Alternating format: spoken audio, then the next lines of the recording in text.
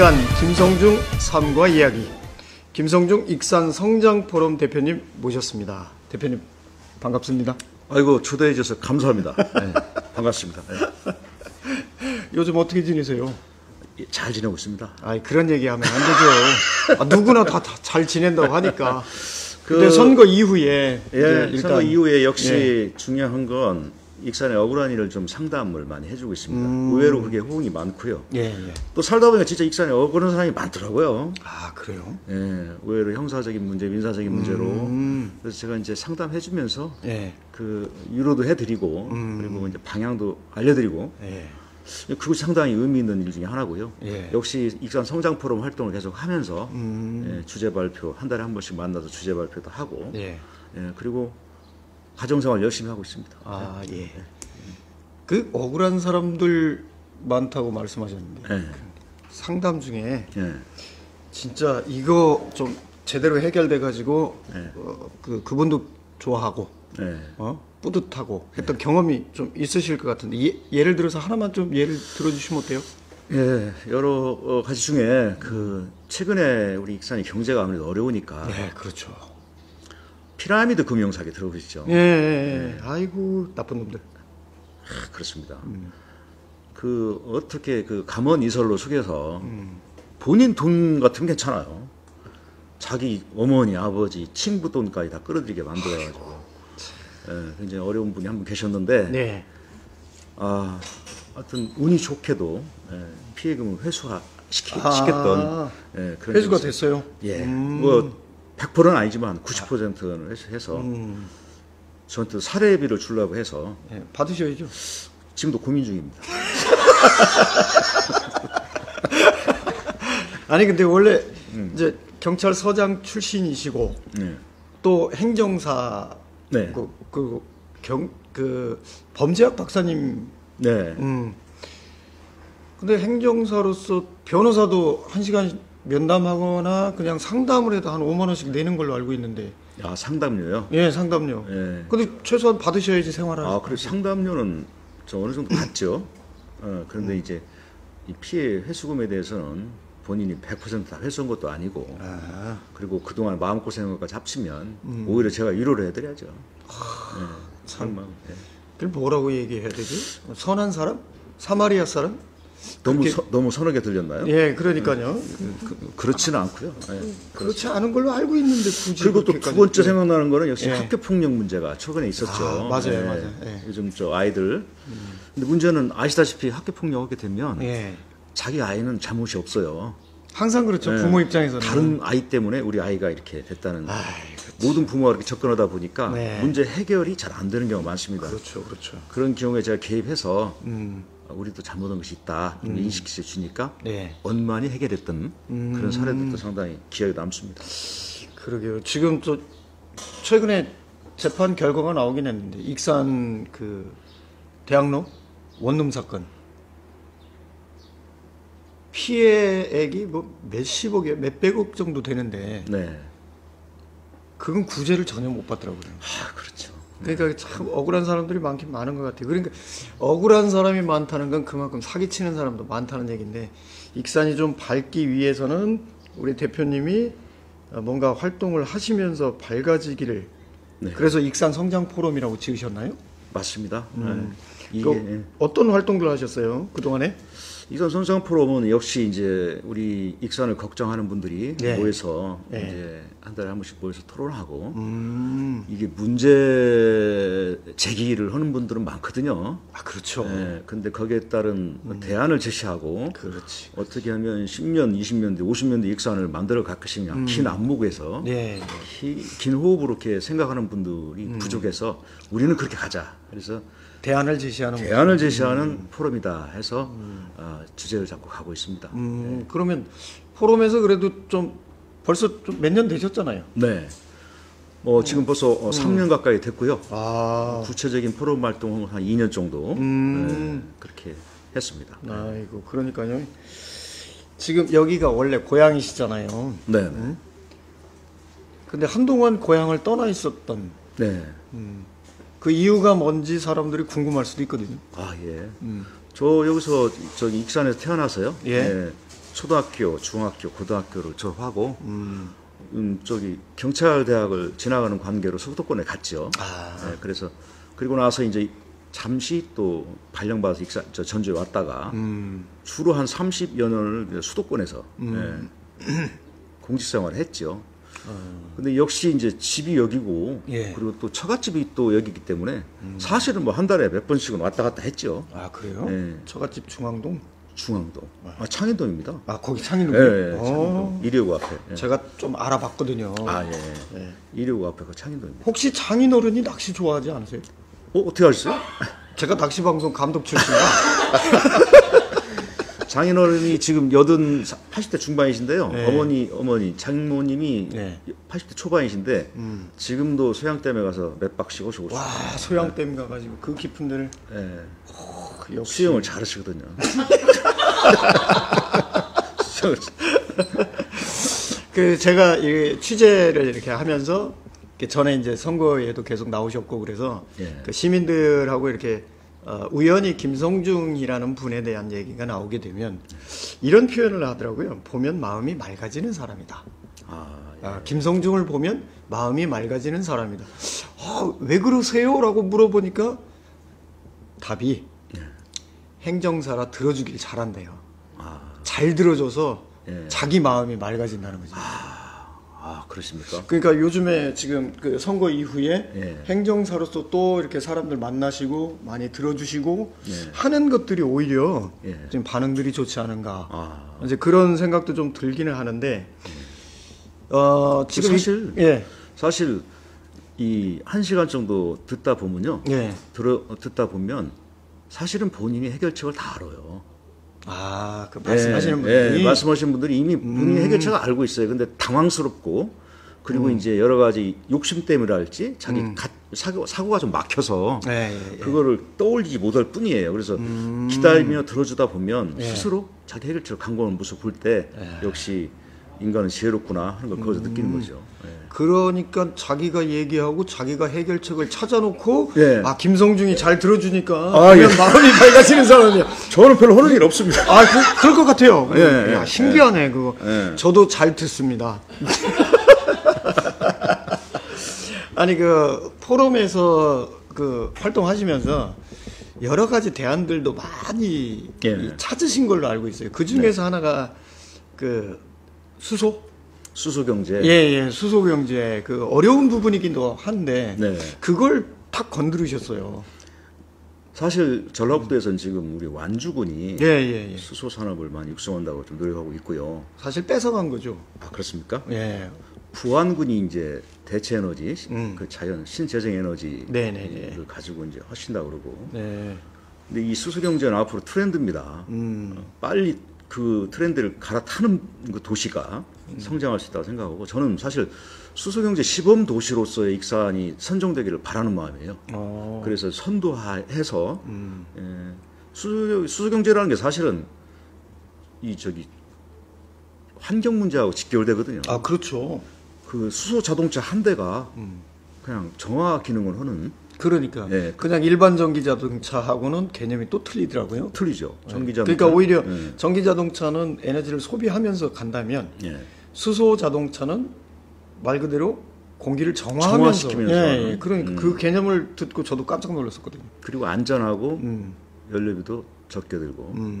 그래서 앞으로 대안입니다. 그래서 좀 관심을 가져주는데 사실 익산에서도 수소 충전소가 사실 올해 7월에는 생기도록 계획이 돼 있었으나 좀 늦어지고 있더라고요. 여러 가지 사정으로 내년도 상반기에 한 군데 생기는 거예요. 사실 익산 지역 자체가 그 땅이나 또 그 도로 형편이나 이런 걸 보면은 뭔가 자동차를 테스트하거나 이렇게 할 때가 상당히 좋다는 얘기는 들었거든요. 그렇습니다. 그러니까 오히려 그런 것들이 우리 익산에 와서 수소 경제를 통해서 익산이 경제적으로도 부흥할 수 있는 기회가 될 수 있을 텐데 좀 안타깝긴 하네요. 그게. 그 부분 지속적으로 관심을 가지고 추진해야 됩니다. 제가 우리 대표님 그 자서전을 한번 읽어봤어요. 고생하셨네요. 진짜 힘들었어요 읽는데. 근데 거기에 아주 재밌는 표현이 있더라는 거죠. 나 같은 사람이 할 수 있을까? 나 같은 사람이 할 수 있을까? 왜 본인을 그렇게 다운시키고 그러세요? 그래도 명색이 인텔리 중에 인텔리. 그 저 경찰대학 그 가는 게 이게 보통 일이 아니거든요. 그 운이 좋아서 갔고요. 예. 나 같은 사람이 할 수 있다는 생각은 예. 저는 사실 생각이 저 단순하고 예. 좀 간소한 편입니다. 그래서 복잡한 걸 싫어하고 뭐든지 사건을 단순하게 보는 그런 어떤 그 습성이 있거든요. 그래서 아무래도 이제 익산의 문제를 해결하고 그리고 또 익산의 먹거리, 일거리 창출하기 위해서는 굉장히 머리가 복잡해지지 않을까 그런 생각에서부터 출발해서 나 같은 사람이 과연 할 수 있을까 하는 의문을 던져본 겁니다. 그러셨구나. 나는 뭐 굉장히 깊이 있는 얘기인 줄 알았어요. 별것도 아니네. 막상 들어보니까. 부분은 괜히 얘기했네요. 아니 그러니까 저도 경찰학교 조교 출신인데 서장님. 예. 앞으로 잘하겠습니다. 사실 간부 훈련도 기본 제식 훈련은 조교들이 하는 건 알고 계시잖아요. 예. 빡셌죠. 예. 거의 죽음입니다. 어쨌든 지금 익산 성장 포럼 김성중 대표님과 사는 이야기를 나누고 있습니다. 여러분 채널을 바꾸시면 안 됩니다. 왜냐하면 유튜브 채널은 채널이 없어요. 그냥 눌러서 보기만 해야 되거든요. 이제 중반인데 정말 재밌었던 게 뭐냐면 사람들한테 이렇게 얘기를 들어보면 저희가 인터뷰하기 전에 벌써 사전 조사 같은 것들을 먼저 하고 이렇게 인터뷰를 하는데 경찰서장 출신이고 그래서 처음에는 딱 이렇게 힘들어가고 그리고 그리고 막 좀 권위주의적이고 막 이렇게 생각을 했다는 거죠. 근데 막상 만났는데 막걸리 좋아하고 막걸리 마시면서 대화하고 그리고 그분들이 얘기하는 거를 참 귀담아 들어주고 그러니까 아까 그분이 말씀하신 것처럼 어떤 분인지 밝히기는 좀 어렵습니다만 보면 마음이 맑아지는 사람이다. 밝아지는 사람이다. 밝아집니까? 밝아집니까? 죄송합니다. 밝아지는 거예요. 밝아지는 건데 사실은 그 말씀을 맨 처음에 하신 분이 박범신 작가님이 그때 오셔가지고 그 표현을 하셨던 것 같아요. 그것이 이제 여러분들 귀에서 이제 말해서 입으로 이렇게 전해진 것 같은데요. 참 고마운 일이죠. 그렇게 살고 싶습니다. 그렇게 사세요. 알았습니다. 그게 맞아요. 그리고 또 하나는 제가 그때 처음에 이제 익산 시장으로 출마하실 때 그때 이제 출판 기념회를 하셨잖아요. 개인적으로 그때 당시에 출판 기념회를 하는 후보들을 이제 취재차 이제 쭉 갔었는데 대부분 자기들이 이제 뭘 할 거다 또 이렇게 잘할 수 있다 이런 얘기들을 많이 하는데 그때 대표님이 별난 얘기를 하나 하셨는데 내가 상당히 감동적으로 그걸 들었어요. 어떤 얘기? 그러니까 문제들 많은 거는 방금 전에도 말씀하신 것처럼 문제들 많은 건 다 알고 있다. 오케이. 그런데 김성중이는 익산의 눈물을 내가 안고 가겠다. 그렇게 말씀하시니 참 굉장히 독특하게 들었거든요. 그리고 개인적으로는 감동적으로 들었어요. 왜 그런 말씀을 하셨는지 좀 얘기를 좀. 저는 꿈이 있다면 우리 익산의 눈물을 안고 가고 싶습니다. 우리 익산이 한이 참 많습니다. 그러니까. 그 77년에 그 우리 익산역 폭파 사고 이후에 많은 홀령들이 지금도 살아있다는 느낌이 들 정도로 근데 그 제대로 어떤 위로가 된 것 같지가 않아요. 사실 제가 볼 때는. 어떻게 보면 지금도 미봉 상태죠. 미봉 상태 같고요. 그리고 사실은 어떻게 보면 우리 보훈청이 익산에 있는데 거기서 이 얘기 들어보니까 이 지역에서 굉장히 많은 그 전투가 있었고 그리고 많은 분이 돌아가셨는데 전사하셨는데 거기에 대한 어떤 조사도 제대로 이루어지지 않았다는 표현도 하시더라고요. 그래서 그런지 익산이 죄송한 말씀입니다만 좀 뭐랄까요? 암울하다고 할까요? 도시의 느낌이 좀 가라앉았다고 할까요? 그럼 지금 말씀하시는 걸로 보면 익산은 한이 많은 겁니다. 한이 좀 있는 것 같아요. 그렇죠. 그러니까 눈물도 많고 또 교통의 요충지다 보니까 왔다 갔다 하는 사람은 많은 대신에 피라미드 사기치는 새끼들도 있고 그러니까 익산이 여러모로 지금 복잡한 상황이 아닌가. 예를 들면 우리 익산이 다른 도시에 비해서 가정폭력이 상당히 많습니다. 그래요? 가정폭력이 왜 많을까 제가 고민을 해봤는데 약간의 폭력성이 좀 있는 것 같아요. 지역에. 익산 지역에 예. 예전에 그런 얘기 건달도시 뭐 깡패도시 아, 근데 익산이 그런 이미지도 좀 안 좋게 돼 예. 있는 것들이 많이 있더라고요. 뭐 예. 세계 문화유산도 익산에 있는데 예. 그런 거는 묻히고 예. 아직도 익산 가면 조직폭력배 있냐 이런 거 물어보고 안타까운 일이죠. 그러니까요. 근데 그게 이제 어떤 영향을 받을지는 몰라도 가정폭력이 있다는 얘기는 그래서 저는 그 고민도 했었어요 한때 그 X장하고 MOU를 맺어가지고 예. 가정 아버지 교육 그 남편 교육을 받은 사람은 그 X장비를 좀 할인해 준다든가 그렇게 좀 해줬으면 좋겠다. 왜냐면 그럼 부인도 교육 받아야죠. 마찬가지죠. 아 그러니까요. 신랑도 부부 받고, 교육을 받아야죠. 부부 교육을 받아야죠. 그래서 그렇지. 그런 교육을 받고 결혼한 사람과 네. 그 이후에 또 아이를 출산한 사람과의 어떤 그 역할이 참 차이가 있을 것이다. 그러니까요. 생각이 들어요. 다른 네. 그 말씀 중에 오늘 아침인가 어제도 또 뉴스에 나왔던 게 아동 학대. 그것도 그 양어머니가 그랬다든가 5살 6살짜리를 고문하고 학대하면서 그걸 또 동영상으로 찍고 안타까운 일이죠. 그 미친년 있어요. 그런 것들이 있어서 문제가 된다는 거지. 아이들은 저기 어른들의 부속품이 아니거든요. 그렇죠. 소유물이 아니지. 소유물이 아니거든요. 예. 이건 완전 신이 주신 선물이거든요. 그럼요. 더 다른 인생의 객체거든요. 그렇죠. 주체고 그런 것을 좀 인식할 수 있는. 하은아 하진아 사랑해. 네. 그래서 아이들 때리면 안 됩니다. 네, 제가 맞게 생겼어요. 애들이 등치가 다 있는데. 예. 어쨌든 근데 이제 그런 눈물들을 그러니까 시장이 되시면 안고 가겠다고 발표하신 거잖아요. 맞습니다. 많이 들어주고 예. 그리고 위로해주고 공감해주고 그런 모습들이 저는 필요하다고 보고 시장이 예. 매일 행사장만 다니면 안 된다고 생각합니다. 근데 그런 어쨌든 현장에 다녀야 한다고 생각해요. 그 다행인지 안타까운 건지 떨어지셨잖아요. 아 제가요? 예.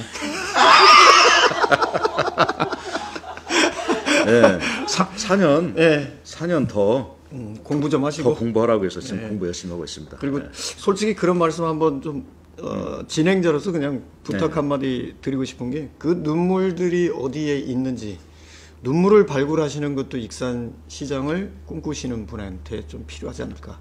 예. 물론 행정사로서 만나면서 또 이렇게 얘기들도 많이 들으시겠지만 예. 실질적으로 익산의 눈물이 과거에만 있는 건 아닌 것 같고요.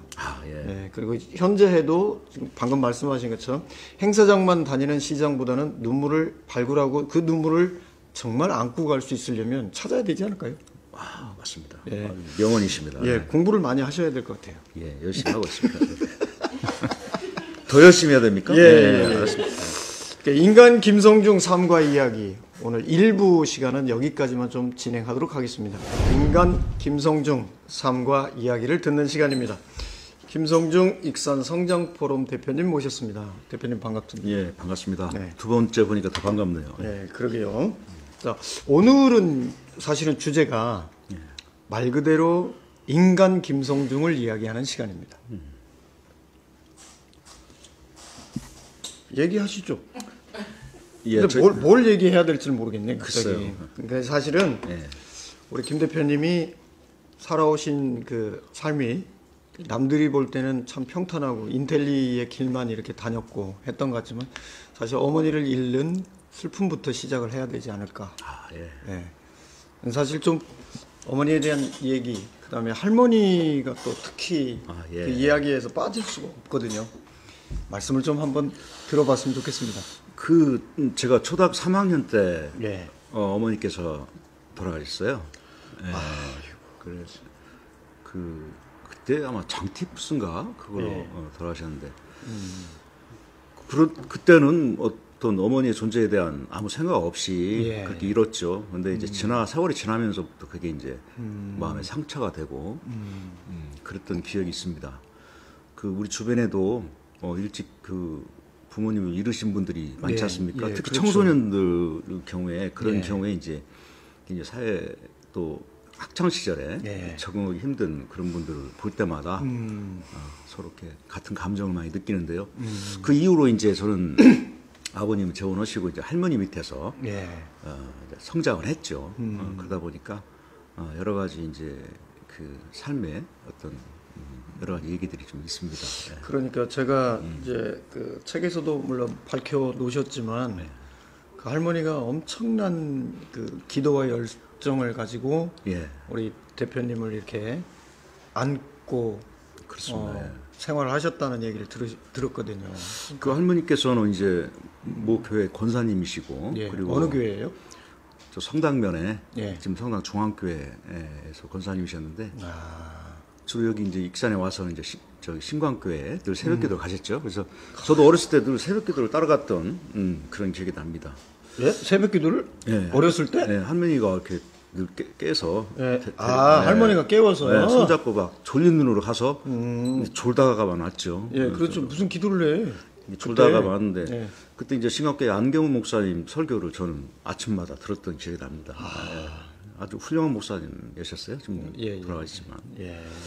그 할머니 밑에서 크면서 가장 힘들었던 게 뭐냐면 예. 글쎄 그런 경험 해보셨나 모르겠습니다만 학교에 이제 예. 저기 학부모들 모시고 오라고 아, 했어요. 예, 이제 예. 할머니가 나타나시니까 저는 좀 창피하고 좀 다른 애들은 젊은 엄마가 와서 이렇게 하는데 할머니가 오시니까 좀 참 그렇죠. 피해 다니고 했던 네. 그런 참 부류를 그러니까 어떻게 보면 그 영화의 한 장면이 그런 장면이 있긴 예, 있어요. 그 예. 할머니가 예. 찾아오니까 창피하다고. 그게 저는 공감이 갑니다. 어렸을 때 제가 그래가지고 그러니까 말이에요. 아유. 지나면서 예. 이제 저도 아이를 낳고 예. 이렇게 지나면서 보니까 할머니가 상당히 그 지혜로우셨던 분이구나. 그 이유는 뭐냐면 예. 기도로서 예. 기다려줬다고 생각이 들어요. 기다려줬다. 기다려줬다. 그 한 예를 들면 예. 제가 이제 학교에 이제 뭐 일찍 가기 위해서 6시에 깨워달라 네. 할머니한테 말씀드리면 할머니는 성중아 한번 불러요. 네. 그럼 내가 예 하면 그다음부터 안 깹니다. 그래가지고 이게 웃긴 장면은 아닌데. 늦잠을 자요. 예. 그럼 일어나가지고 왜 할머니 이렇게 안 깨워졌냐고 막 그러면 아까 깨워졌는데 예, 그렇게 하셨어요. 그 다음부터는 할머니가 성중아 그러면 벌떡 일어나게 되더라고요. 아, 그렇지. 예, 그렇지. 그것처럼 좀 기다려지면서 내 스스로 할 수 있는 어떤 마음의 어떤 그걸 줬지 않는가 생각이 들고요. 그러니까 말씀 듣다 보니까 가슴이 뭉클해지거든요. 할머니의 이야기. 그리고 어머니를 너무 일찍 잃은 상태에서 또 할머니하고 생활하고 또 할머니가 학교에 이렇게 찾아오거나 하는 것이 이제 좀 부끄러웠던 그 소년 시절 얘기신데 저희 다큐TV의 모 기자는요 아들이 유치원에 오지 말라 그런대요. 엄마가 왜요? 등치가 커가지고 그러니까 아니 다른 엄마들은 다 이렇게 생겼는데 엄마는 2사람 3사람 몫을 하니까 자리가 삐좁다고 오지 말라고 그랬다든가 어쨌다든가 근데 아마 세월이 지나면 예. 그렇지 않을 겁니다. 예, 그러니까 지금도 언뜻 기억이 나는데 예. 제가 어렸을 때 도벽이 있었어요. 그래요? 예, 물건 훔친 할머니 지갑에 손을 대고 동전 훔치고 아주 나쁜 놈이었군요. 그런데 그 대목에서도 기다려 주시더라고요. 그리고 어느 날 저는 모를 줄 알았어요. 전혀 완전 범죄인 줄 알았어요. 예, 근데 이제 어느 날 그 또 길 가다가 갑자기 내 손을 꽉 잡았던 그 손이 기억나는데요. 예. 그 딱 잡으면서 손에 힘을 주면서 다 안다. 근데 그 한마디가 저는 그다음부터 도벽이 끊겨버렸습니다. 다 아는구나. 다 아시는 어떤 그런 모습들 참 지혜로웠지 않은가 생각이 들고요. 그래서 범죄학 박사님 되셨나요? 그 청소년 범죄는 예. 그래서 우리가 이렇게 어른으로서 품에 안아줘야 됩니다. 그걸 질책하고 거기에 대해서 책임을 묻고 하는 것도 중요하지만 그러니까요. 그 전에 어른들에서 품에 안아주는 한 번쯤 안아주면 아이는 변하거든요. 그런 생각을 가지고 있습니다. 이게 물론 이제 다른 분들이 그런 얘기를 들으면 또 어떤 말씀을 하실지 모르겠습니다만은 최근에 당근마켓이라고 네. 장애인 팝니다 해가지고 올려놓은 게 있었는데 막상 잡아보니까 촉법 소년이에요. 법에 저촉을 할 수 없는. 예. 애가 장난친 거죠. 네. 근데 말 그대로 그런 친구들 같으면 우리 저 대표님 말씀하신 것처럼 한 번, 두 번 정도는 안아주면서 네. 이끌어줄 수 있는데 최근에 학교 폭력으로 아이가 죽었어요. 스트레스 받아가지고. 그렇습니다. 그 부모 입장에서는 이게 말이 안 되는 거거든요. 아, 그렇죠. 그러니까 좀 물론 경우의 수는 있겠습니다만은 그래도 우리가 조금 더 어른으로서 기다려주고 안아줄 수 있다는 것. 그러니까 우리 1편에서 말씀했던 것처럼 익산의 눈물을 좀 안아줄 수 있다면 얼마나 좋을까. 이제 그런 생각을 해보고요. 갑자기 할머니 말씀을 하니까 저희 할머니 같은 경우도 얘기할 게 없습니다.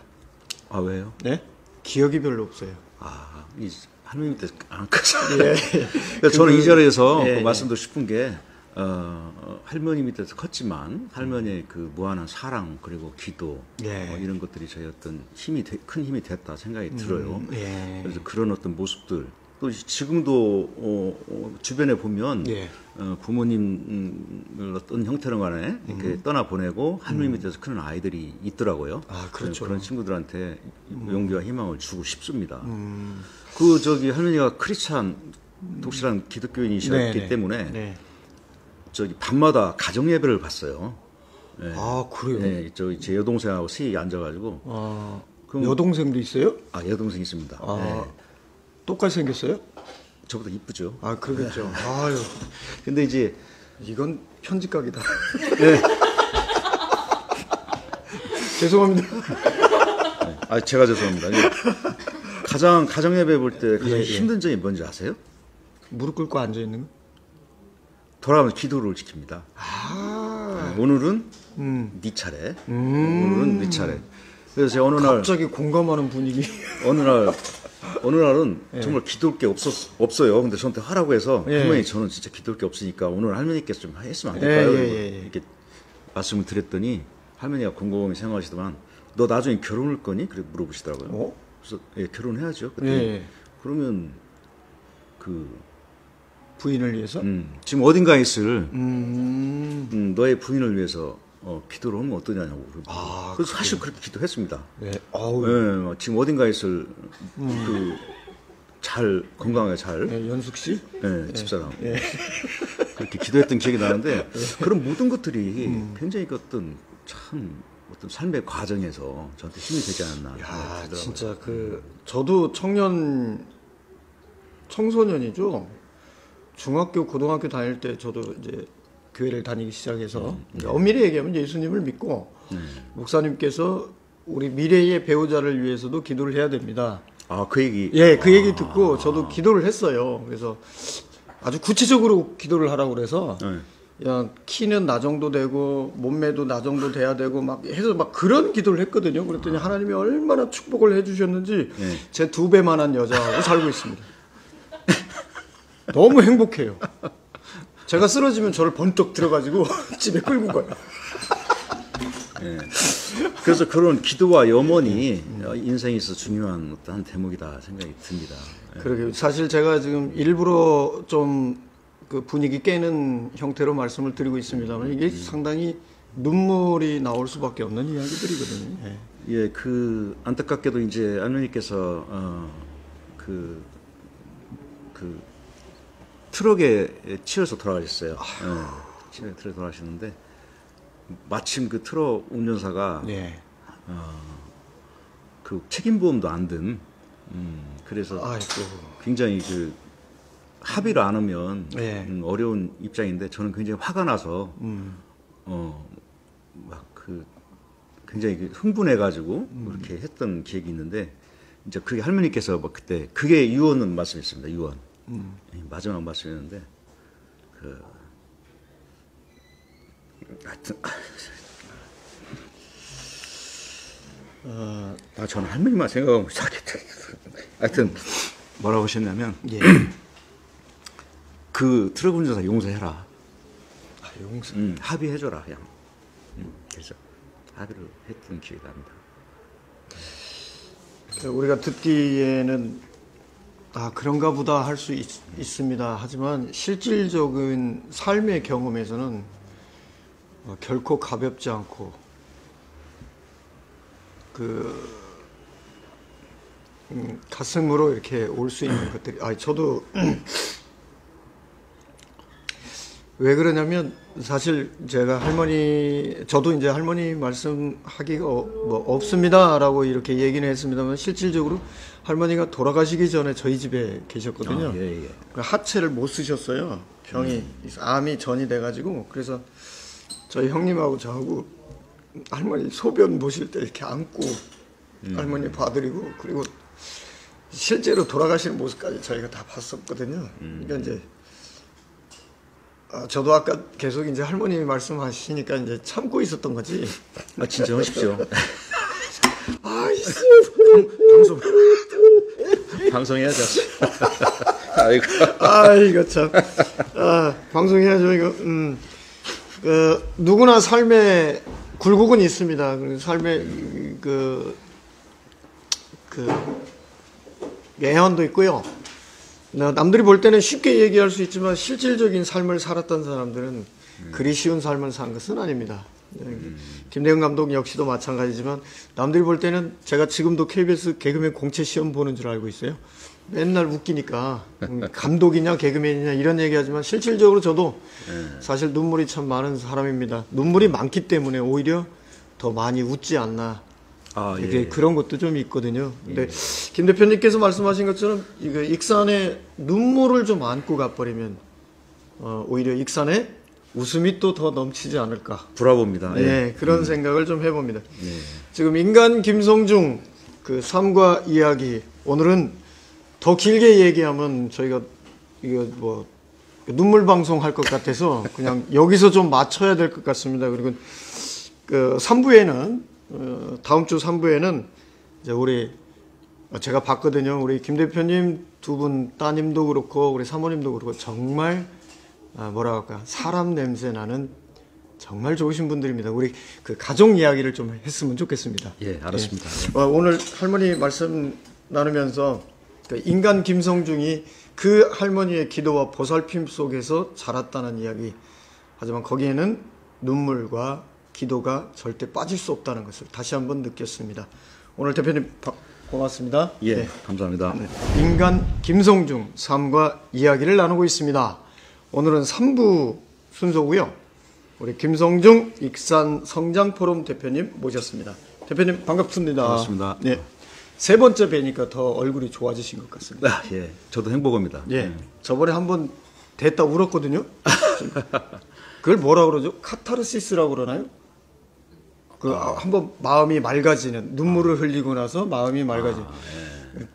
국문학적인 용어인데 제가 잠깐 보고 왔어요. 저번에는 할머니 말씀하시면서 정말 그 가슴에 깊이 가지고 있는 눈물, 그 눈물을 알기 때문에 익산의 눈물을 안고 가고 싶다는 어떤 그런 표현들이 좀 나왔는데, 오늘은 주제가 러브 스토리입니다. 짜증날 정도로 부인 자랑을 얼마나 하시는지. 어쩔 땐 맴매하고 싶어요. 그 정도로. 근데 실질적으로 그 러브 스토리에서 우리 학교 다닐 때도 그러잖아요. 첫사랑 얘기해달라고 하듯이 결혼할 때까지 그냥 무조건 막 결혼하고 만났으니까 결혼합시다 해서 결혼하는 사람은 없잖아요. 뭔가 있을 거 아니에요, 스토리가. 그렇죠. 빨리 말하세요. 지금 녹화되고 있어요 지금. 그리고 사진 찍으려면 미리 얘기하세요. 우리 포즈 잡고 찍게. 우리 사모님 어떻게 만나셨어요? 제가 교회 다닐 때 그 학생회 부회장했던 여학생이 있었어요. 학교 다닐 때는 학생회 같이 활동할 때는 내가 이 여학생을 좋아하나 좋아하지 않나 이렇게 그런 게 있잖아요. 신앙 안에서 만나다 보면. 그렇죠. 근데 이제 문제는 시간이 지날수록 여자친구는 여자친구인데 그 여자로서 느껴지지 않고 그냥 어떤 친구로서 영혼의 친구로서 이렇게 느꼈는데 마침 그 여학생이 자기 친구를 소개해 주신다는 거예요. 그래서 잘 됐구나. 왜냐면 그 여학생과의 관계도 정리할 수 있고. 그러니까 못된 교회 오빠. 그래서 이제 만나기로 해서 좀 익산에 옛날에 그 삼남 백화점 2층인가 3층인가 커피숍이 있었어요. 아, 거기서 일요일 날 10시에 만나기로 했어요. 예. 주일인데? 예, 그날 이제 아, 교회 저기 예, 하고. 예. 예. 그런데 이제 안 오는 거예요. 그래요? 예. 30분 뭐 1시간이 지나도 안 오는데 1시간 10분 지나니까 나타났어요. 아, 저 여자분 인마에다 네. 딱 들어오는데 하품을 늘어지게 하고 들어오는 갑자기 김건모 노래가 생각나요. 예, 그래서 예. 화났다기보다도 반갑더라고요. 근데 지금도 저는 그 하품하고 들어오는 그 모습이 영상 속에 찍혀 있습니다. 예, 그게 좋더라고요. 예. 그러니까 첫눈에 반하신 거네. 쉽게 얘기하면. 그 그죠? 대화를 했는데 그날 오후 내동 대화를 같이 이렇게 하니까 저는 알겠더라고요. 이 여자랑 결혼해야겠구나. 그러니까 할머니가 기도시켜가지고 미래 배우자를 위해서 기도하라 했더니 그 여자가 딱 보인 거죠? 예. 그래서 두 번째 만났을 때 이 경찰대학에는 그 약혼자 반지가 있거든요. 그거를 선물을 했더니 예. 모든 여자마다 이러냐고. 그래가지고 당황했었습니다. 예. 그런데 우리가 인생을 살면서 저도 이제 30년 이상 결혼 생활을 하면서 예. 굴곡이 있잖아요. 그렇죠. 막 부부싸움도 하고 이 여자랑 같이 살아야 되나 이럴 때마다 네, 가슴속에 카드 한 장이라고 그러죠. 그때 들어왔을 때 하품하고 들어왔을 때 그 모습 있잖아요. 그 영상을 떠올리면 그게 치유가 되더라고요. 저는 그런 그렇구나. 거 있으십니까 혹시? 저는 말을 못합니다. 말 잘못하면 혼납니다.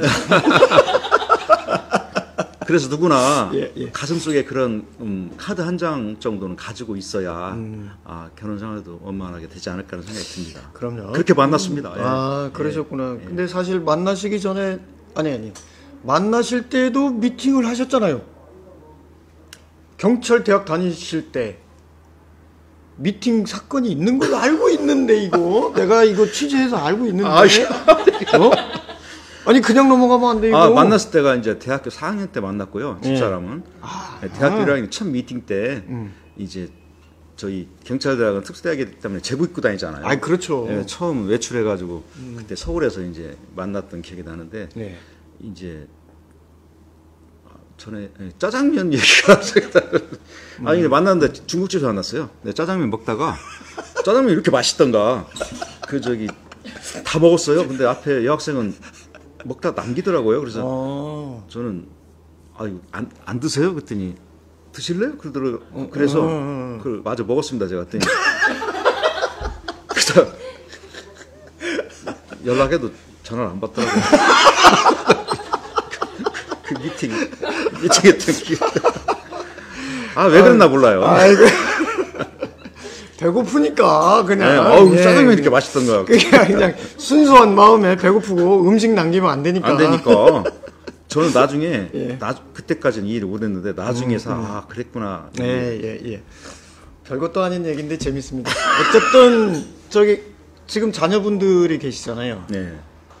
그 자녀분들이 또 한 분은 연예인으로 활동하신 것도 알고 있는데.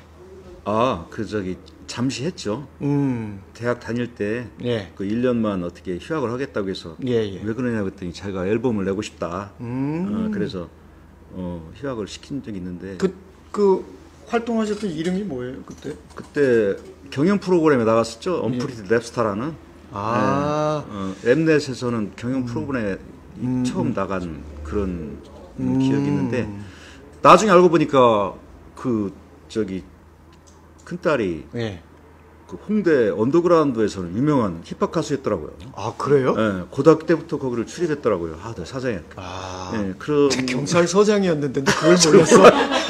잘 몰라요. 예. 자, 거기 나가가지고 경연을 해서 처음 1차로 떨어졌습니다. 첫 번째로 떨어졌어요. 물론 실력이 안 됐고요. 나중에 알고 보니까 다른 경쟁자들은 다 그 소속사가 있고 다 뭐 전문 미용실도 있고 트레이너도 있고 그런데 여기는 이제 자기 실력으로만 나간 이 거죠. 친구는 이제 과외하다가 중간에 막 가서 하고 옆에 그 친구 사귀어가지고 예. 미용실에 꼽사리 껴서 미용하고 이렇게 했더라고요. 예. 어쨌든 지금 잠시 후 화면에 그 모습이 나갈 겁니다. 예. 그리고 제가 기억하는 것 중에 정말 재밌었던 게 하나 있어요. 저도 아들, 딸 이렇게 둘이 있는데 아들하고 대화할 때하고 딸하고 대화할 때하고 확실히 달라요. 그렇죠. 예. 네.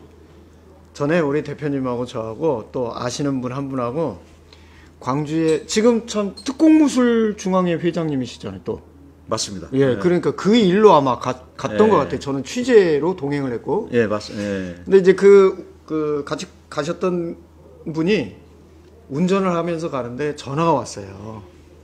아들만 있는 집이에요. 전화를 딱 받았는데, 아들, 아빠, 그래? 이게 땡이야. 근데 이제 우리 대표님이 마침 그거 끝나고 나서 전화가 왔어요. 따님만 두 분이잖아요. 그 상황을 좀 얘기를 해주시죠. 아니 그렇게 하던 대로 했는데요. 예, 그러니까 목소리부터가 틀려요. 뭐라고 아 그랬어? 그때가 제가 알기로는 이런 얘기였어요.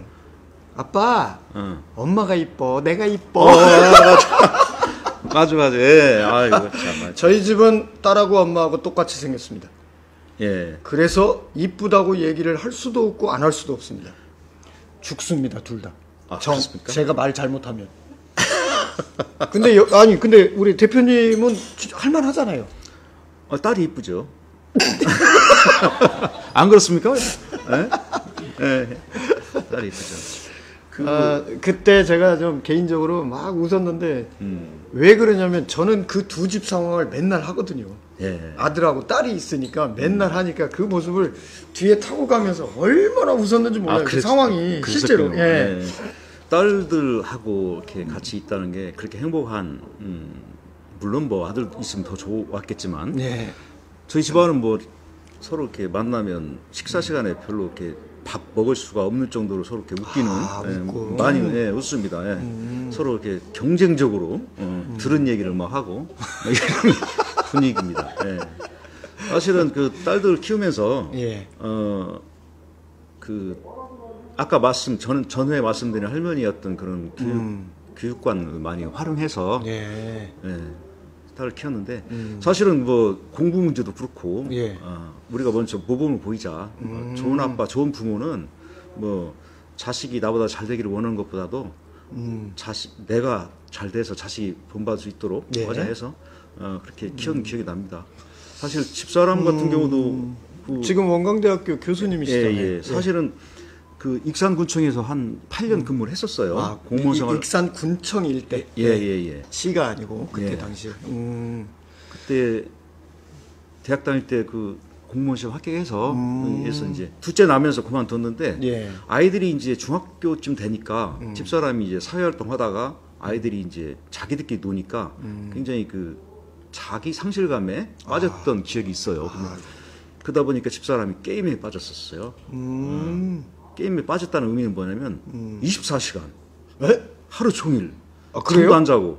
진짜로? 예. 게임을 지금 계속 원광대학교 게임 교수세요, 진짜 실제로. 그래서 그런 전력이 있었구나. 그게 몇 달간 지속되다 보니까 예. 과연 같이 살아야 되는가? 되게 힘들더라고요. 그래서 고민하다가 예. 마침 번뜩 떠오른 아이디어가 게임학과를 쳐봤어요, 네이버에. 네네네. 그랬더니 세종대학교에 게임학과 게임학과가. 대학원이 있더라고요. 그래서 그 원서를 사다 줬습니다.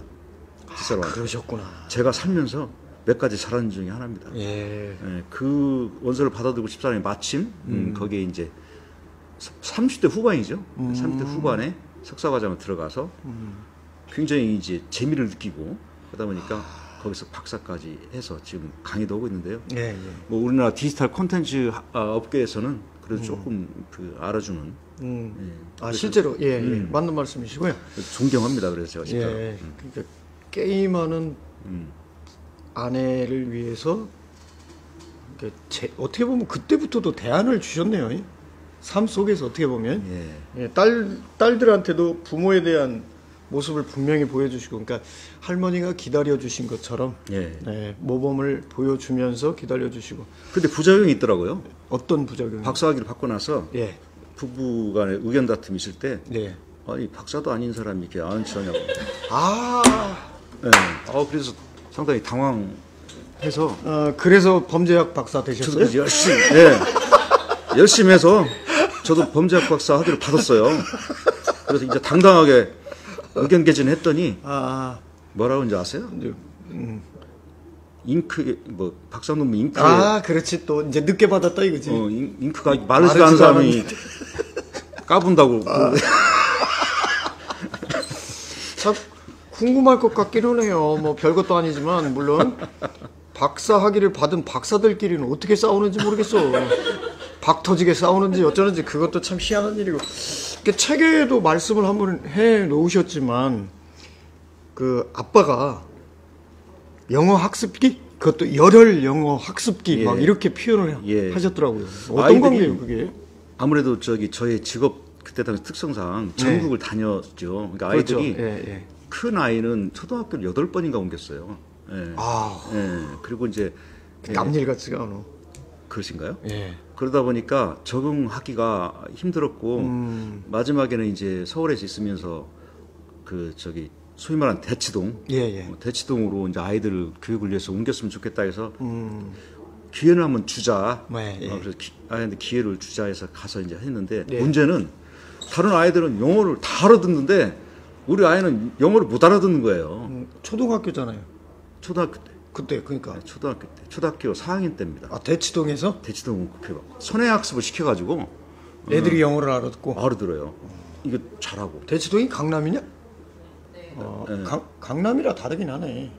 그래요. 선행학습 많이 시켜요. 그러니까요. 예. 영어를 그래서 제가 했던 방법으로 아이를 교육시켰습니다. 이게 무조건 영어를 테이프 하나 갖다 놓고 영어를 들어라. 예. 그리고 들리는 단어가 있으면 단어를 쓰고 나머지는 한국말로 써라 그냥. 들리는 대로 그냥. 들리는 대로 써라.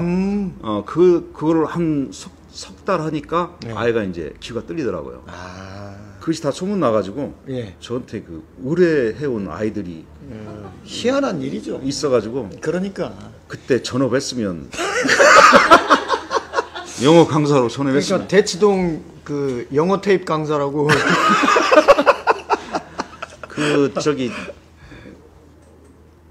그게 아마 최초이자 마지막입니다. 아이.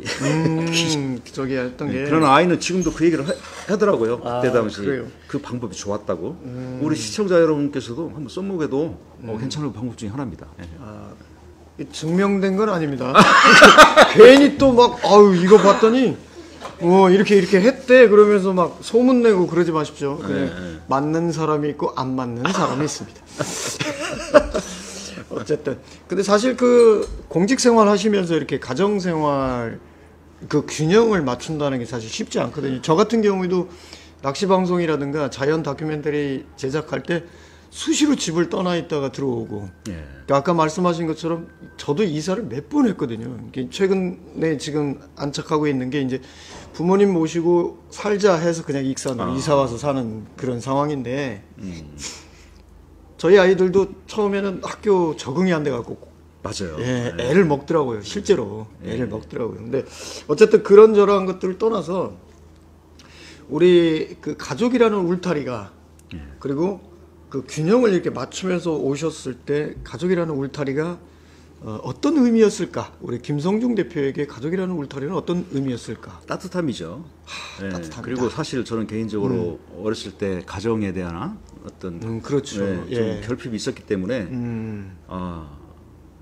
더 아름답게 만들려고 노력했고요. 예. 그 서로 간의 의견을 존중해 주려고 노력했습니다. 근데 예. 그런데 안 되는 게 역시 부모라고 큰 딸은 제가 사실 큰 딸한테 대학교 들어간 다음에 사과를 했어요. 왜냐면 무슨 사과를? 큰 딸 키울 때 예. 초등학교 때, 중학교 때, 고등학교 때 과정을 보면서 그렇게 제재를 많이 했어요. 못하게. 어느 날 귀를 뚫고 싶다고 했을 때 신체 부모, 수지 부모 근데 귀를 뚫는다니 학생이 그래가지고 막 결국에는 귀를 뚫었더라고요. 그 저한테 막 혼냈던 기억이 나고요. 그리고 이제 어느 날 갑자기 성장 과정이니까 운동화를 신어야하는데 예. 그 삐딱구두 삐딱구두. 구두를 신고 이렇게 다니는 거예요. 그 저기 아 이게 언제적 용어야 삐딱구두. 아 그런가요? 중학교 때인가 고등학교 초에 아, 그래서 뭐라고 하니까 그 아파트 그 소화전에다가 예. 숨겨놓고 운동하고 바꿔 신고 들어오고 그래서 걸려가지고 저한테 많이 또 혼냈고 그런 여러 가지 것들에 대해서 너무나 제재를 많이 했어요. 그래서 제가 대학 들어간 다음에 그걸 사과했는데 예. 반면에 둘째는요. 예. 너 귀 뚜리하지 않니? 아, 응. 오히려? 그 소위 말하는 그 야매라고 하지? 야매로 하지 말고 정식으로 해라. 정식으로 위생적으로 귀를 뚫어라. 그리고 너 혹시 구두 신고 싶지 않니? 그래서 그렇게 키웠거든요. 그래서 아, 저는 생각에 예. 아이 둘 키우다 보니까 첫째는 부모의 실수로 키우는 것 같고 둘째는 부모의 반성으로 키우는 것 같아요. 네. 그리고 가족은 따뜻함이다. 네. 그리고 큰딸에게는 많은 제재를 가했던 게 미안해서 대학 때 사과했는데 그 큰딸은 그때부터 언더그라운드 가수였다. 이 결론은 그렇게 가는 거예요. 그렇게 되나요? 네. 하여튼 저도 그것 때문에 지금 우리 아이들 지금 저희 큰딸이 고등학교 2학년이고요. 네.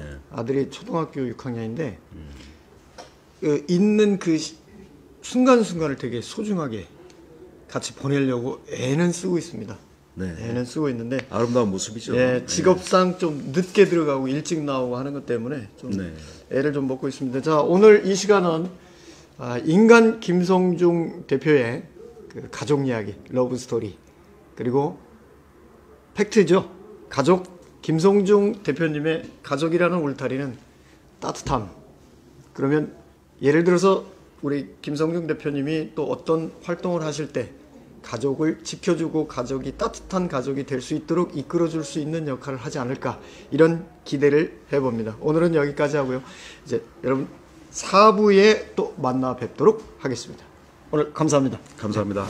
인간 김성중 삶과 이야기를 나누고 있습니다. 오늘은 4부 시간입니다. 김성중 익산 성장포럼 대표님 모셨습니다. 대표님 반갑습니다. 반갑습니다. 예. 발음이 이제 꼬이려고 그래요. 너무나 친근해져가지고. 예. 자, 오늘 주제는 이제 드디어 경찰서장으로서 또 경찰 생활 하셨던 공직에 계셨던 이야기가 좀 나와야 될 것 같습니다. 아, 예. 예. 경찰 간부가 유치장에 인권 침해가 있다고 고발한 독특한 경찰이에요. 우리 김성중 대표님이. 이게 무슨 얘기죠, 그게? 아, 서울에 있을 때인데요. 예. 서울에 그때 광진 경찰서에 있을 때인데 그 제가 관할 유치장을 제가 이제 관장하는 수사과장 역할을 할 때인데 보니까 그때 당시 광진 경찰서 유치장이 들어가면 어떤 느낌이 드냐면 예.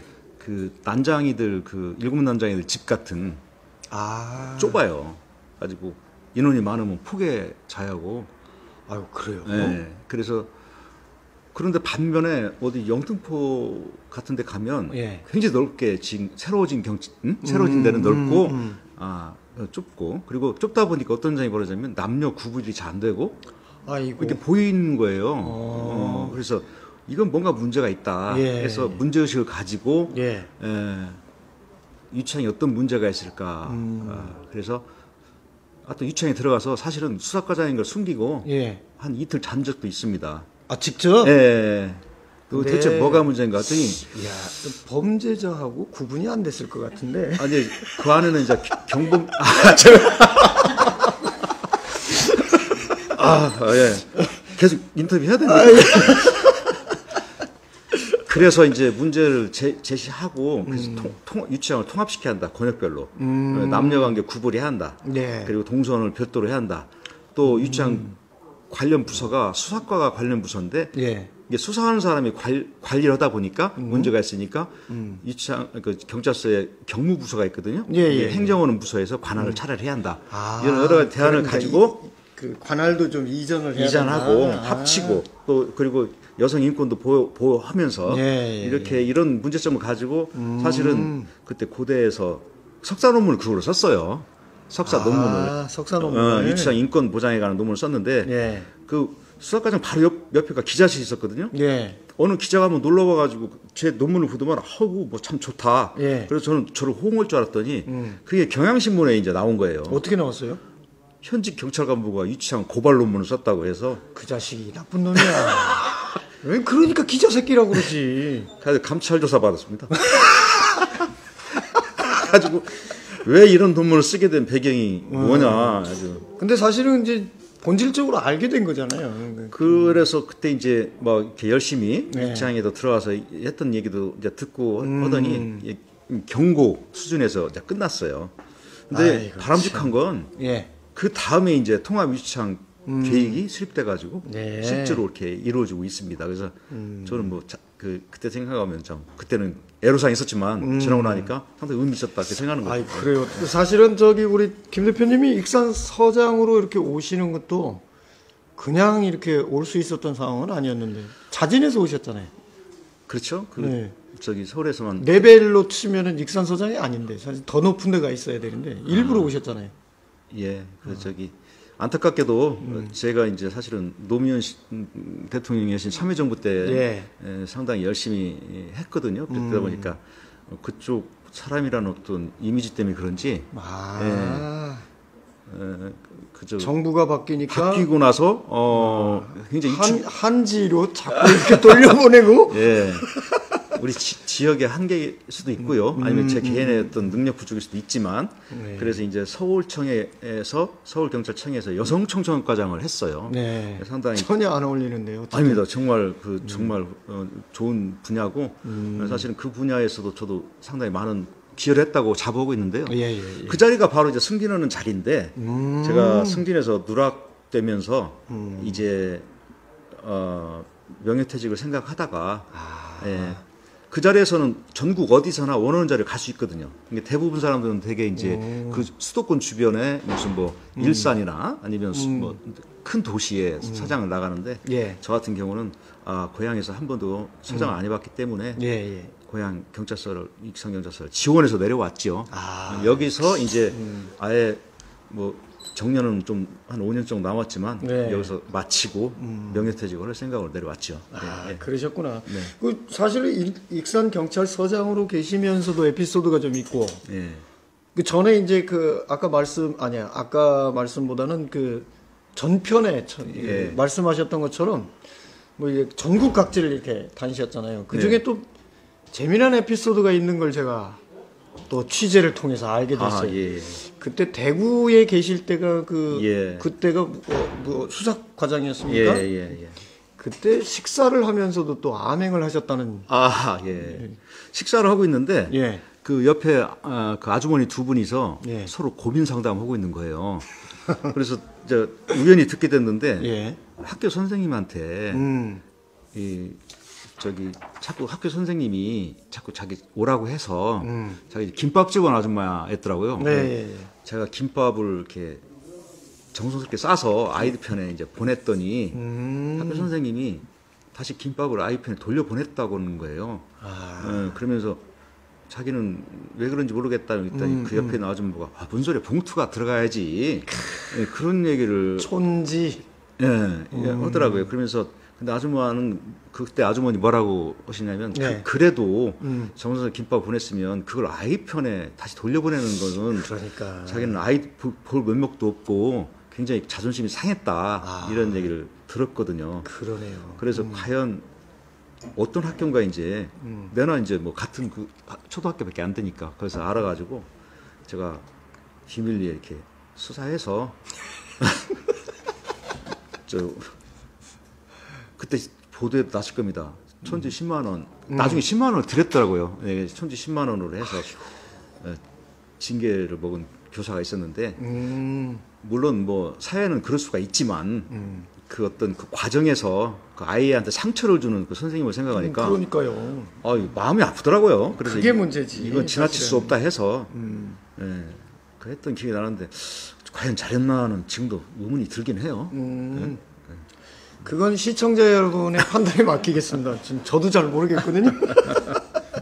왜냐하면 제가 여기서 무슨 말씀을 드리면 저 진행자도 경찰학교 조교 출신이라면 뭐 지들끼리 그냥 뭐 이렇게 얘기한다고 할 수도 있기 때문에 넘어가겠습니다. 여하튼 뭐 사회 어떤 정의감 차원에서 그래도 안 되잖아요.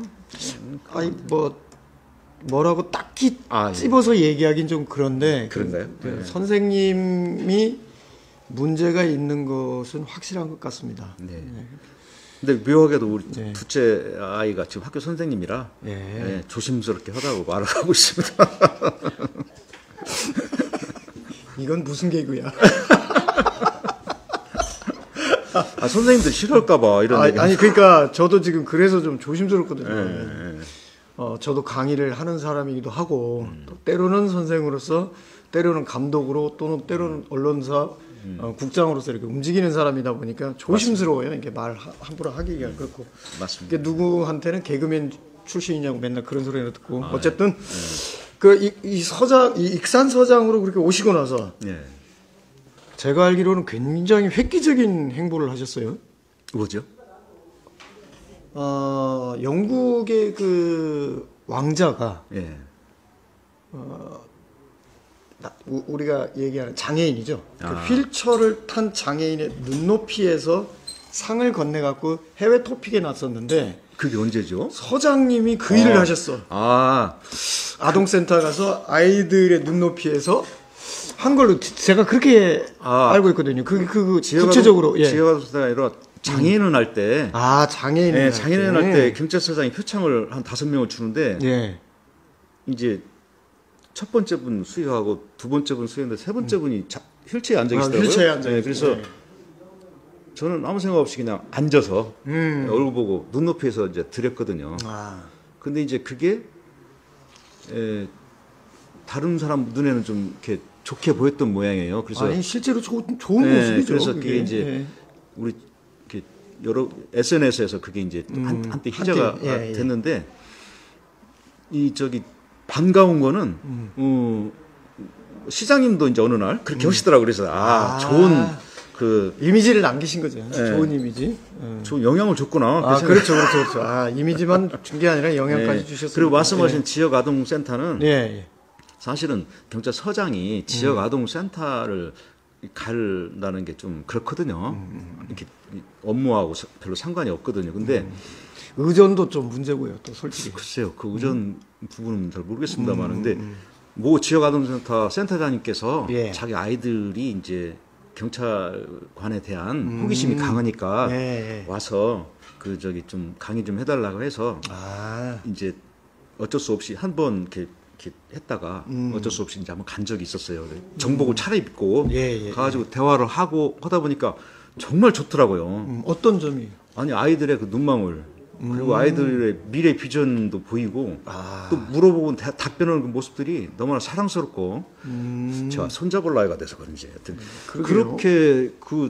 그렇게 해서 좋은 경험으로 왔는데 여기까지만 하고 이제 다 그만한다 생각했는데 그 뒤에 들려오는 얘기가 그 센터장님이 아이들이 지역 아동 센터라는 게 그 일반 유치원 같지 않게 조금 편모설화랄지 사회적으로 조금 약자들이 이제 아이들이 다니다 보니까 자기가 이 지역 아동 센터에 다닌다는 것을 이렇게 대외적으로 얘기를 자신 있게 못 한다는 거예요 아이들이. 그런데 제가 다녀가니까 아이들이 자랑스럽게 다른 아이들 자랑했다는 거예요. 우리 센터에 말이지 경찰서장이 오셔가지고 우리한테 선물도 주고 막 강의도 했다. 그리고 애들 어깨가 막 굉장히 밝고 좀 자존심을 갖는 것 같다. 일명 기가 살았구만. 기가 살았다. 그 얘기 듣고 계속 다녔습니다. 그래서 한 40군데 다녔나? 이야, 그러니까 그 자체가 표창 주고. 이게 보통 일은 아니에요. 보통 일이 아니에요. 또 다니다 보니까 그 아이들이 이제 좀 특히 노랬던 게 할머니 밑에서 큰 아이들이 많더라고. 그래서 제가 옛날 생각도 나고 그래가지고 나도 옛날에 만약에 지금 상황이라면 여기 다니지 않을까? 이제 이런 생각도 하면서 맞아. 그럴 수도 다녔습니다. 있죠. 사실 우리 저 대표님이 이제 그런 행보를 하시는 것 때문에 주목을 많이 받으셨어요. 그렇습니까? 왜냐하면 언론들이 여기 이 지역에 언론 몇 개가 있습니다만은 계속 보도를 해줬거든요. 아, 예. 그런 모습들을 또 예. 계속 보도를 했었어요. 예. 저도 물론 이제 취재하는 현장에 있었기 때문에 이제 보기는 했습니다만은 지금 서장님들은 뭐 하는지 몰라요. 지금 익산 서장님, 전에 서장님은 뭐 하는지를 몰라요. 왜? 보도를 안 해. 그 얘기가 뭐냐면 그런 행보가 없기 때문에 그렇습니다. 다른 얘기가 아니고 그런 어떤 그 친화적인 어떤 서장으로서의 그런 행보가 그리 많지가 않아서 지금은 보도가 없는데 그건 번외적인 얘기고요. 네. 제가 이제 좀 한 가지 좀 여쭤보고 싶은 게 하나 있는데 사실 경찰하면 되게 딱딱해요. 아, 그렇죠. 예. 그리고 싸가지도 없고 돈만 밝히고 그렇습니까? 막 교통경찰 같은 경우 예전에는 더 심했고 지금은 이제 아예 없어졌다고는 하는데도 챙기는 놈들이 꼭 있기는 예. 징계 먹기도 하고 예. 경찰이 음주 단속하라고 그랬더니 지가 음주해가지고 운전하고 안타까운 일이죠. 참 안타까운 일이에요. 그러니까 그런 어떤 경찰의 이미지 우리 서장님이 많이 바꾸시기도 했는데 예. 서장님이 좀 서장님이라고 하면 안 되지. 대표님께서 사실은 경찰이 이렇습니다 하고 좀 한번 얘기를 해주시면 어떨까 싶어요. 아, 예. 네. 그런 게 안타까운 점이 과거에는 많았는데 많이 좋아졌다고 보고요. 특히 이제 젊은 경찰관들 들어오는 네. 분들 보면 네. 굉장히 인권 의식도 있고 그리고 따뜻한 분들이 많아요. 그리고 사회적으로도 굉장히 우수한 분들이 많이 오시고 그래서 이미지가 많이 달라지고 있고요. 사실 내부적으로도 달라지고 있습니다. 사실은 일이 국민의 생명과 재산을 보호하는 일이잖아요. 그렇죠. 네, 이 영역은 저는 숭고한 영역이라고 봅니다. 우리가 혹시 필요할 때, 우리가 어려움을 당했을 때 112로 신고해서 도움을 받지 않습니까? 그렇죠. 그래서 앞으로 더욱 친근해지는 의미가 돼야하고 또 시민과 국민을 위한 그런 경찰로 거듭나야죠. 그래서 이제 요즘 얘기한 사법 개혁 문제도 나오고 경찰 중립성 문화도 일어나지 않습니까?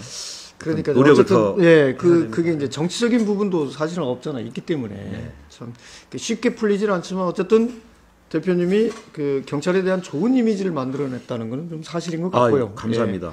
예. 향후 예. 우리 저 지역에서도 이제 지방자치경찰제도 예. 도입되기 시작하면 지금 국가경찰 어떤 희길적인 어떤 지시에 의해서 이렇게 움직이는 국가경찰이 아닌 지역의 현안에 맞게 이렇게 움직일 수 있는 지방자치경찰이 되면 지금보다 훨씬 더 좋아질 거라고 생각합니다. 물론 기대하십시오. 그러죠 뭐. 네, 알겠습니다. 저희 조카가 여기 와 있는데 태권도 선수 출신이에요. 그리고 똑똑하고 제 조카라서가 아니라 되게 이뻐요. 예. 이 친구가 경찰을 하면 거기 마스코트가 될 정도예요. 아 예. 근데 전혀 상관없는 얘기를 한번 해봤습니다. 아 예. 조카 PR을. 예. 방송으로 한번 해야죠. 그렇게 훌륭한 그 분들이 그 사회적인 역할을 좀 이렇게 해줬으면 좋겠습니다. 네. 그러니까 지금 이제 물론 뭐 모든 경찰이 다 그런 건 아니지만 그걸 통해서 이제 소명을 또 발견하시고 네. 굳이 이런 표현이 있어요. 무릎으로 듣는 이야기다. 네. 어떤 이야기를 무릎으로 들으셨어요? 저는 그 철학이 있다면 예. 이렇게 소통입니다. 소통의 방법 중에 하나가 같은 눈높이에서 들어주는 그게 바로 네. 소통의 하나의 큰 방법 중에 하나라고 생각하기 때문에 뭐 지시하고 또 내지는 어떤 교육을 시키고 이런 대상이 아닌 들어주고 또 공감해주고 그리고 스스로 자기 방법을 찾게 해주는 그런 어떤 소통이 필요하다. 예. 물론 모든 치안 행정도 마찬가지고 네네. 다음에 우리 시 행정도 마찬가지입니다. 공직자들이 특히 공직자들이 이제 자기 논리에 따라서 이렇게 국민을 계도하고 그냥 교육시키려고만 하지 국민의 얘기를 제대로 못 듣는 경향이 있지 않냐. 그게 안타깝게 생각합니다. 그래서 저는 그런 자세로 예를 들어서 경찰 사장이 됐든 그 시장이 됐든 어떤 CEO가 그런 자세로 죽은 인생관을 펼친다면 그러면 더 좋아진 세상이 더 좋은 세상이 되지 않을까 이렇게 생각하고 있습니다. 그래서 요즘에 이렇게 들어주는 그 행정사 일을 하시는 거죠? 세상에 저는 대화 중에 이렇게 침묵이라고 표현할까요? 내가 말을 않고 들어주는 게 그렇게 중요하구나. 요즘 많이 느끼고 있습니다. 그러니까 이제 직접적으로 지금 뭐 다른 사람들 말 많이 하는 사람들이 있는데 말보다 행동으로 직접 보여주고 계시니까 그런 부분이 이제 좀 더 이렇게 사람들하고 더 친밀해지는 관계 속에 가지 않을까 이제 그런 생각을 해봅니다. 오늘 3부 순서에서는 4부죠. 4부 순서에서는 인간 김성중 그 이야기 중에 경찰 김성중 얘기를 잠깐 좀 들어봤습니다. 참 독특한 경찰 중에 하나예요. 유치장 인권 침해를 고발했던 경찰 간부 출신에다가 촌지받은 여교사 뒤통수를 때린 경찰이고 쉽게 얘기하면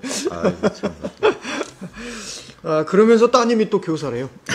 어쨌든 그 아이들의 눈높이와 또 장애인의 눈높이 또 소통하는 어떤 그런 이미지를 가지고 지금은 익산 성장포럼 대표로 활동하시는 김성중 대표님과 오늘 말씀을 나눠봤습니다. 다음 5부 시간에 다시 뵙도록 하겠습니다. 대표님 고맙습니다. 고맙습니다. 인간 김성중 삶과 이야기 우리 김성중 익산 성장포럼 대표님 모셨습니다. 어서 오십시오. 반갑습니다. 네. 벌써 4주가 지나고요. 오늘 5주째예요. 야, 시간 빠릅니다. 그러니까 우리 타임머신 타고 다니는 거 봐. 너무 멋있어. 쭈쭈쭈쭈쭈. 정리를 한번 해드릴게요. 우리가 첫 주에 만나 뵀을 때 새로운 익산을 꿈꾸는 김성중 대표님의 모습을 봤습니다. 그죠? 두 번째 주에는 참, 지금도 얘기하려면 가슴이 먹먹합니다. 할머니 말씀하시다가 저도 좀 울고 같이 좀 눈물을 흘렸죠. 세 번째, 가족이라는 울타리 얘기를 하면서 상당히 재밌었습니다. 왜? 따뜻했으니까. 예. 우리가 4주차, 저번 주죠. 4주차에는 경찰 간부로서 또 익산 서장으로서 활동하셨던 이야기를 들었습니다. 오늘은 이제 드디어 익산이 성장하기 위해서 익산 성장 포럼을 만들어 놓고 대안을 계속 제시하고 계시거든요. 그 대안을 듣는 시간이 됐습니다. 먼저 말씀을 좀 해주시죠. 어떤 대안들이 필요할까요?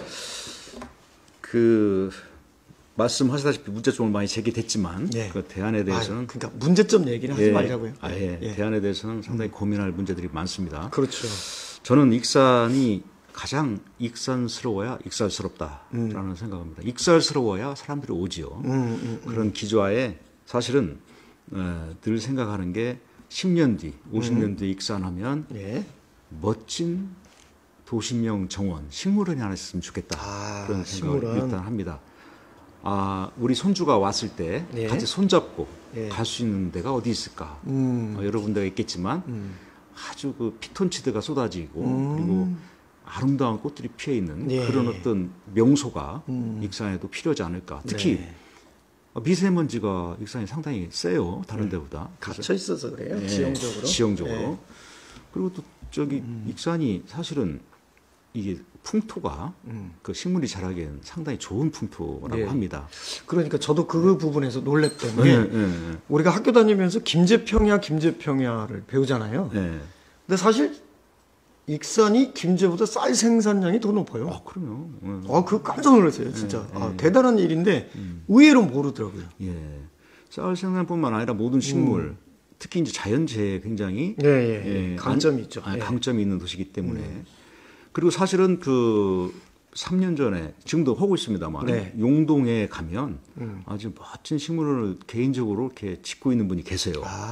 그분 꿈을 들으면서 저는 이게 정말 익산에서 꼭 실현돼야 되겠구나. 그래서 욕심 같아서는 장기적인 계획을 수립해서 남한에서 가장 큰 식물원을 좀 만들어서 익산의 명소로 자리 잡게 하는 게 어떻겠느냐. 야, 그것도 괜찮은 역시 것 같아요. 앞으로의 도시의 방향은 힐링을 통해서 그 주민들이 마음의 순환을 시킬 수 있는 방향으로 가야 하거든요. 그걸 생각하고 있고요. 그러니까 참 재밌는 게 뭐냐면 군산하고 전주를 가면 아주 간단한 예로 군산은 음파 호수공원에 걷고 쉴 만한 공간이 있어요. 최소한 전주는요 여러 군데 있잖아. 한옥마을도 있고 뭣도 있고. 전주 동물원이라도 가면 원숭이 새끼 똥구멍이라도 볼 수 있어요. 얼마나 재밌습니까? 그리고 전주에 가면 강아지들 훈련시키는 데가 있어요 또. 아 그렇습니까? 참 예. 드문 일인데 판 갤러리라고 예. 그런 데는 뭐 애견 이렇게 하실 반려견 하시는 예. 분들한테는 정말 대대적인 인기가 될 거예요. 예. 그런 것도. 근데 익산은요 왕궁을 가도 쉴 데가 없어. 그냥 안타깝습니다. 돌기만 해야 돼. 예. 미륵사지 가면 돌기만 해야 돼. 예. 그러니까 앉아서 예를 들어서 도시락이라도 한번 까먹고 예. 피크닉 하듯이 그냥 깔고 이게 없어요. 예. 그저 제일 문제인 것 현재 같아요. 트렌드를 인식해서 예. 서울 각 지방자치단체 네. 뿐만 아니라 또 가까운 세종시 예, 예. 또 사실은 제주도 같은 데는 자연적으로 그런 아, 그렇죠, 부분이 그렇죠. 많기 예, 때문에 그런데 이 척박한 도시 환경을 개선하고자 하는 그런 움직임들이 많거든요. 익산도 예. 빨리 거기 편성해야 됩니다. 그래서 그러니까요. 여러 가지 근거를 제시하고 음. 타당성을 검토해서 네. 이 부분은 꼭 이루어내야 한다. 그러니까 첫 번째 대안으로 말씀하시는 건 지금 이제 도시정원 식물원 같은 예. 도시정원이 익산에 필요하다. 예. 그럼 또 다른 건 또 어떤 게 있을까요? 두 번째는 제가 현 트렌드에 따라서 예. 굴뚝 없는 산업. 아, 예, 굴뚝 굴뚝 없는 없는 산업? 그 부가가치가 높고 어떤 인적 자원 활용이 필요한 게임 산업, 게임 산업을 육성해서 예.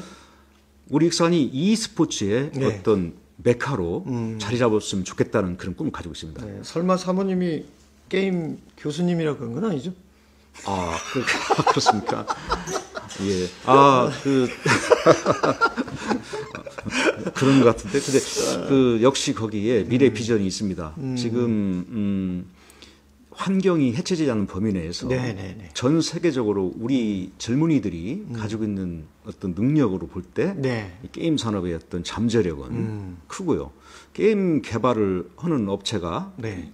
생기고 그리고 익산이 정말 게임 문화의 거리를 통해서 그런 게임 개발 업체들이 개발한 게임들이 그 테스트 베드 역할을 할 수 있는 그렇게만 자리 잡을 수 있으면 좋겠다는 생각을 합니다. 야, 그것도 괜찮을 것 같아요.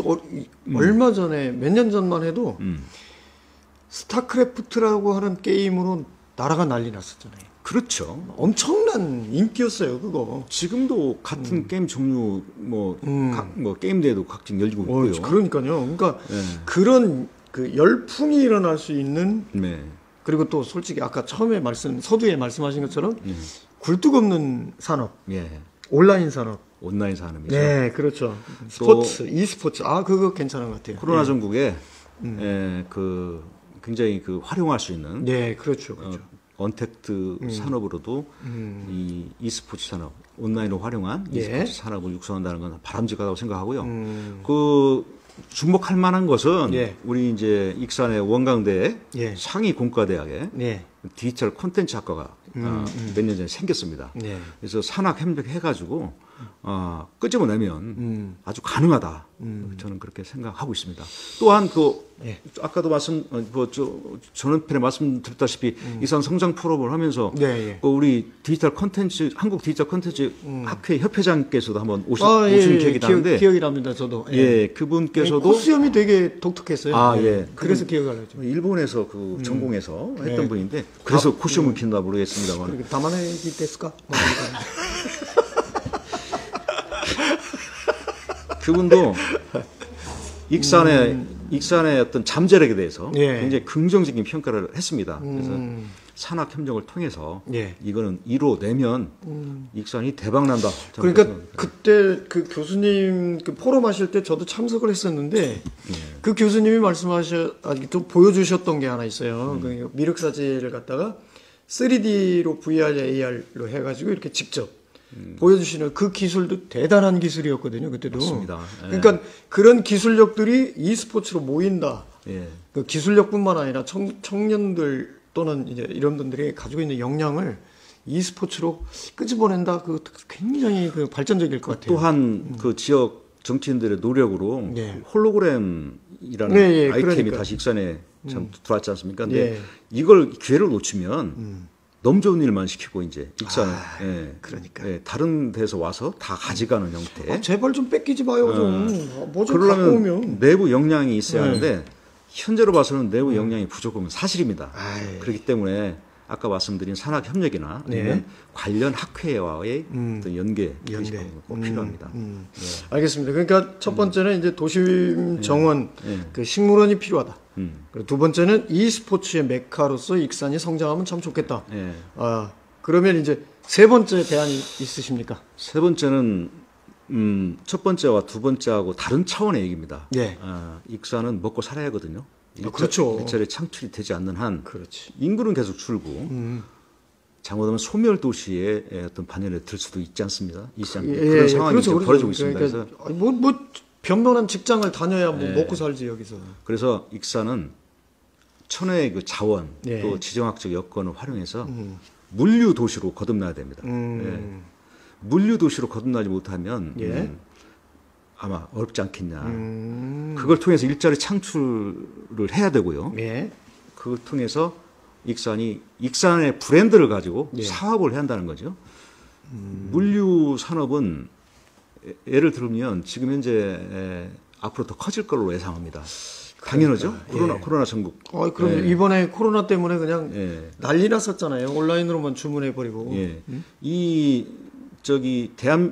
대한민국 전라북도 익산에서 반경 1,500km 안에 예. 동북아에 일본, 중국 포함해서 한 7억 명이 있답니다.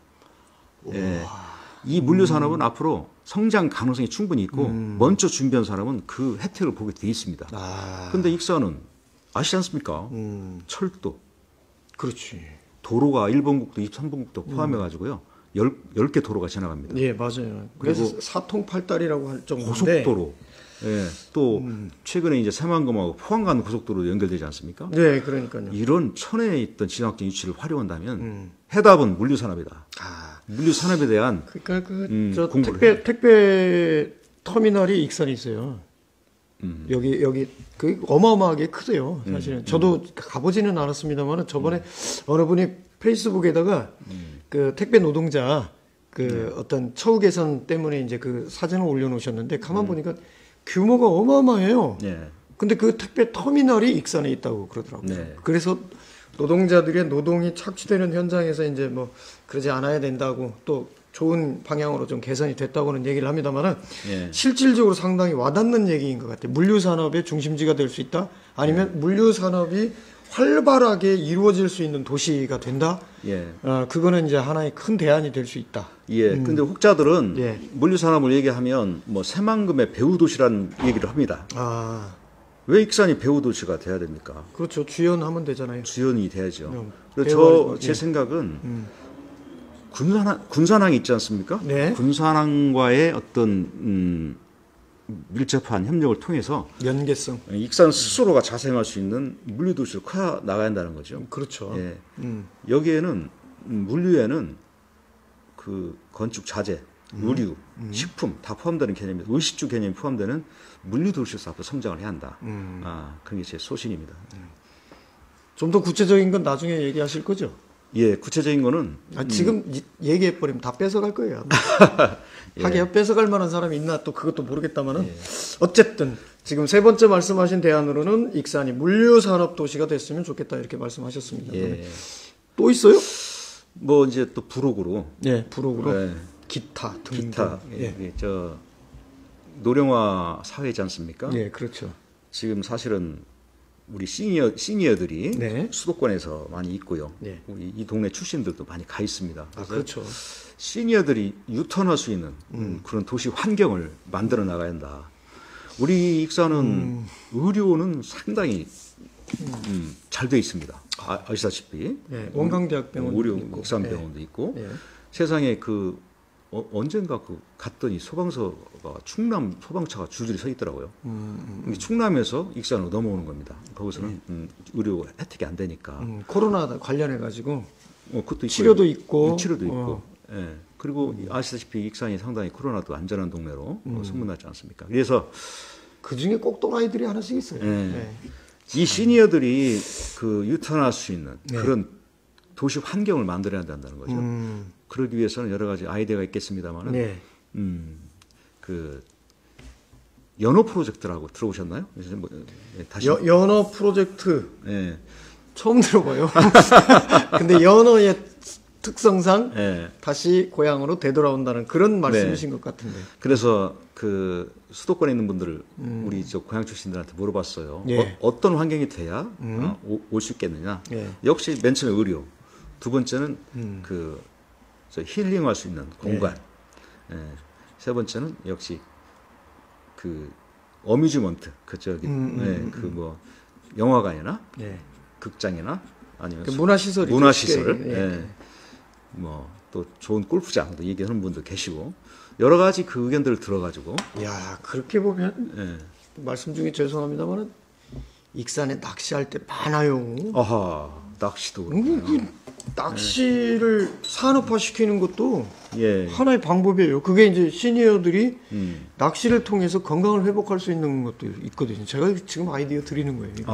아 좋은 방법이에요. 왜냐하면 여수는 그 공식적인 낚시 공원이 있어요. 물론 바다 낚시 공원. 아 바다 낚시인가요? 예, 거기는 이제 여수니까 그래서 예.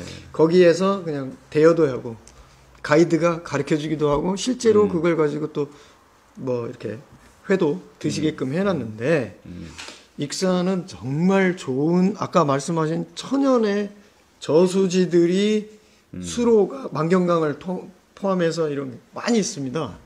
최근에 만경강 나가 보니까요. 예, 아 너무나 아름답고 그리고 저기 낚시하시는 분들이 예, 전에는 못 먹었다고 하더라고요. 예. 지금 물이 많이 좋아졌어요. 지금 아주 예, 좋아져가지고 지금 좋아졌어요. 지금은 직접 끓여 먹는다고. 전에는 그 저도 이제 취재를 해봤을 때 낚시 방송 프로그램 제작할 때 만경강을 많이 취재를 했기 때문에 그때 당시에는 전주에서 산업단지 예. 그리고 완주 산업단지 이쪽에서 흘러나가는 그 폐수들이 만경강으로 해서 군산 앞바다까지 쭉 흘러나가기 때문에 고기들이요 잡으면 냄새가 났다고. 냄새 났다고 하더라고요. 냄새가 고기를 살아있는 놈을 잡았는데도 고기에서 썩은 내가 날 정도로. 저런. 예. 그러니까 이제 손맛만 보는 거예요. 이제 낚시인들 입장에서는. 지금은 그게 없습니다. 저도 낚시 해봤지만 지금은 그게 없어요. 많이 정화가 돼 있거든요. 좋아했더라고요. 네. 다행입니다. 그렇게 그러니까요. 노력을 많이 해주는 것 같아요. 그러니까 낚시인들이 좀 즐길 수 있는 예. 낚시 공간을 꼭 유료든 아니든 간에 여기는 예.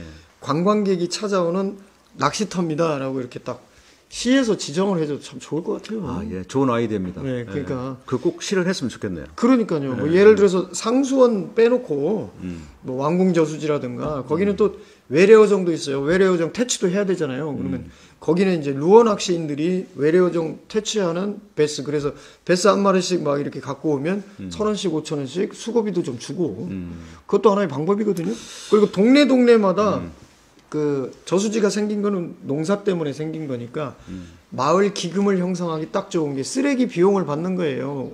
봉투값 5,000원씩. 그래서 마을에서 어르신들이 관리하면 그건 지금 당장 해도 되겠네요. 왜 안 하냐고 그러니까. 아, 진짜. 아, 시청자 이제 저번에 놀라겠습니다. 아니 네. 제가 몇 번 얘기했었어요. 예. 저도 울고 먹는데 죽겠어요. 그래서 실제적으로 이제 수도권이 과밀 현상이 일어나고 사실 예. 코로나도 그 때문에 많이 유행하지 않습니까? 그렇죠. 우리 익산은 살아갈 방법이 단기적으로는 유동 인구를 늘리고 그렇죠. 오갈 수 있게끔 예, 해주는 장기적으로는 체류 인구를 늘리는 방법으로 그렇지. 하는데 하여튼 그 전략대로 가야고요. 가장 중요한 거는 예.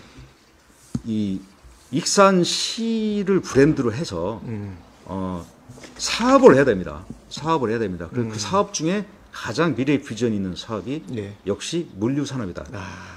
이 철학은 변함이 없고요. 예. 저는 꿈이 있다면 10년 뒤, 20년 뒤에는 그 익산은 굉장히 빠른 도시다. 익산은 굉장히 이게 뭐든지 유통되는 도시다. 이런 얘기를 들으면서 우리 후손들이 자랑스럽게 생각했으면 좋겠습니다. 야, 그 참 어떻게 보면 지금 말씀이 다 대안인데도 네.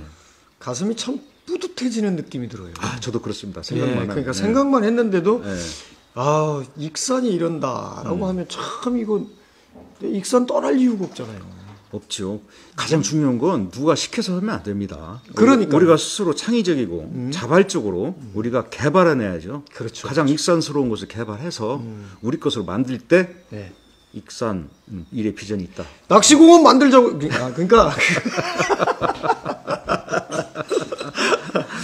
자, 오늘 말씀을 한번 정리해 보겠습니다. 우리 김성중 대표님과 무려 5주간이나 인간 김성중 어떤 사람인지 한번 얘기를 나눠봤습니다. 그 중에 오늘 5주차 김성중 대표님이 가지고 계신 익산 성장에 대한 대안을 좀 들어봤는데요. 첫 번째가 식물원, 도심정원, 두 번째가 e스포츠의 메카, 세 번째가 물류산업의 중심지, 네. 예, 부록도 있어요. 예, 시니어가 유턴해서 돌아오는 터닝 포인트해서 돌아올 수 있는 도시가 됐으면 좋겠다. 그냥 말로만 좋겠다가 아니라 오히려 김성중 대표님은 살아오면서 늘 삶으로 보였기 때문에 어떤 계기가 되면 그걸 실질적으로 보여줄 수도 있지 않을까 기대를 해보겠습니다. 무려 5주 동안 우리 다큐TV하고 특별히 인터뷰를 나눠주신 김성중 대표님한테 다시 한번 감사 인사드립니다. 고맙습니다. 수고하셨습니다.